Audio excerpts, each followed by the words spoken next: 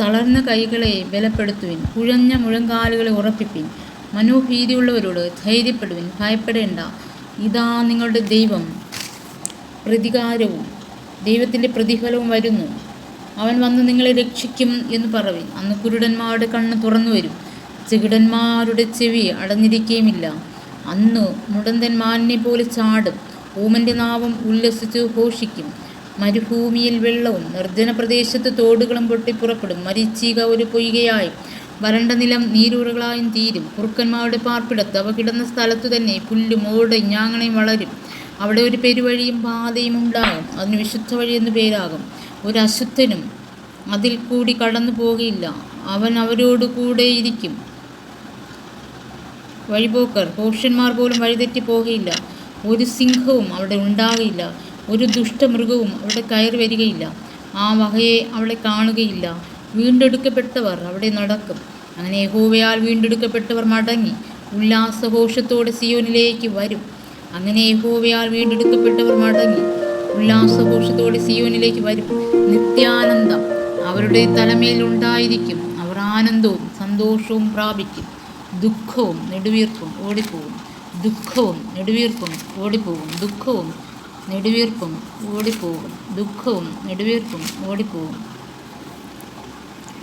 പ്രസവിക്കാത്ത മച്ചിയെ ഘോഷിക്ക, പ്രസവിക്കാത്ത മച്ചിയെ ഘോഷിക്ക. Now കിട്ടിയിട്ടില്ലാത്തവളെ പൊട്ടി ആർത്ത് ഘോഷിക്ക. ഏകാകിനിയുടെ മക്കൾ ഭർത്താവുള്ളവളുടെ മക്കളേക്കാൾ അധികമെന്നു യഹോവ അരുളി ചെയ്യുന്നു. നിന്റെ കൂടാരത്തിൻ്റെ സ്ഥലത്തെ വിശാലമാക്കുക, നിന്റെ നിവാസങ്ങളുടെ തിരശ്ശീലകളെ അവർ നിവർത്തിക്കട്ടെ, തടുത്തു കളയരുത്. നിന്റെ കയറുകളെ നീട്ടുക, നിന്റെ കുറ്റികളെ ഉറപ്പിക്കുക. നീ ഇടത്തോട്ടും വലത്തോട്ടും പരക്കും. നിന്റെ സന്തതി ജാതികളുടെ ദേശം കൈവശമാക്കുകയും ശൂന്യനഗരങ്ങളിൽ നിവാസികളെ പാർപ്പിക്കുകയും ചെയ്യും. ഭയപ്പെടേണ്ട, നീ ലജ്ജിച്ചു പോകുകയില്ല. ഭ്രമിക്കേണ്ട, നീ നാണിച്ചു പോകുകയില്ല. നിന്റെ യൗവനത്തിലെ ലജ്ജ നീ മറക്കും, നിന്റെ വൈദവ്യത്തിലെ നിന്നതിനെ ഓർക്കുകയുമില്ല. നിന്റെ സൃഷ്ടവാകുന്നു നിന്റെ ഭർത്താവ്, സൈന്യങ്ങളുടെ യഹോവ എന്നാകുന്നു അവൻ്റെ നാമം. ഇസ്രായേലിൻ്റെ പരിശുദ്ധനാകുന്നു നിന്റെ വീണ്ടെടുപ്പുകാരൻ. സർവ്വഭൂമിയുടെയും ദൈവം എന്നവൻ വിളിക്കപ്പെടുന്നു. ഉപേക്ഷിക്കപ്പെട്ടു മനോവ്യസനത്തിലിരിക്കുന്ന സ്ത്രീയെ എന്ന പോലെ യഹോവ നിന്നെ വിളിച്ചിരിക്കുന്നു. യൗവനത്തിൽ വിവാഹം ചെയ്തിട്ട് തള്ളിക്കളഞ്ഞ ഭാര്യ എന്ന പോലെ തന്നെ എന്നു നിന്റെ ദൈവം അരുളി ചെയ്യുന്നു. അല്പനേരത്തേക്ക് മാത്രം ഞാൻ നിന്നെ ഉപേക്ഷിച്ചുവെങ്കിലും മഹാകരുണയോട് ഞാൻ നിന്നെ ചേർത്തുകൊള്ളും.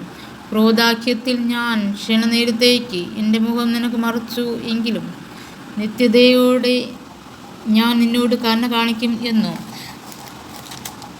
നിന്റെ വീണ്ടെടുപ്പുകാരനായ യഹോവ അരുളി ചെയ്യുന്നു.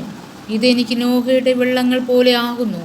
നോഹയുടെ വെള്ളങ്ങൾ ഇനി ഭൂമിയെ മുക്കിക്കളകയില്ല എന്ന് ഞാൻ സത്യം ചെയ്തതുപോലെ ഞാൻ നിന്നോട് കോപിക്കുകയോ നിന്നെ ഭത്സിക്കുകയില്ല എന്ന് ഞാൻ സത്യം ചെയ്തിരിക്കുന്നു. പർവ്വതങ്ങൾ മാറിപ്പോകും, കുന്നുകൾ നീങ്ങിപ്പോകും, എങ്കിലും എൻ്റെ ദയ നിന്നെ വിട്ടു മാറുകയില്ല, എൻ്റെ സമാധാന നിയമം നീങ്ങിപ്പോകുകയുമില്ല എന്ന് നിന്നോട് കരുണയുള്ള യഹോവ അരുളി ചെയ്യുന്നു. അരിഷ്ടയും കൊടുങ്കാറ്റിനാൽ അടിക്കപ്പെട്ട് ആശ്വാസമറ്റവളുമായുള്ളവേ, ഞാൻ നിന്റെ കല്ല് അഞ്ചനത്തിൽ പതിക്കുകയും നീലക്കല്ലുകൊണ്ട് നിന്റെ അടിസ്ഥാനം ഇടുകയും ചെയ്യും.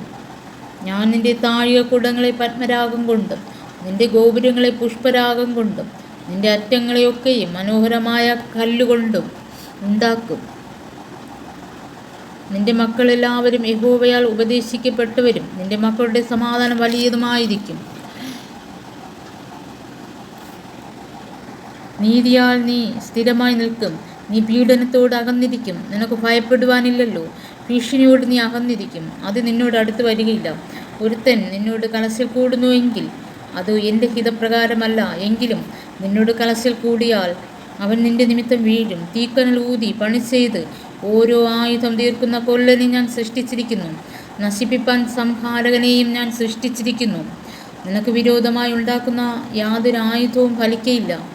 ന്യായവിസ്താരത്തിൽ നിനക്ക് വിരോധമായി എഴുന്നേൽക്കുന്ന എല്ലാ നാവിനെയും നീ കുറ്റം വിധിക്കും.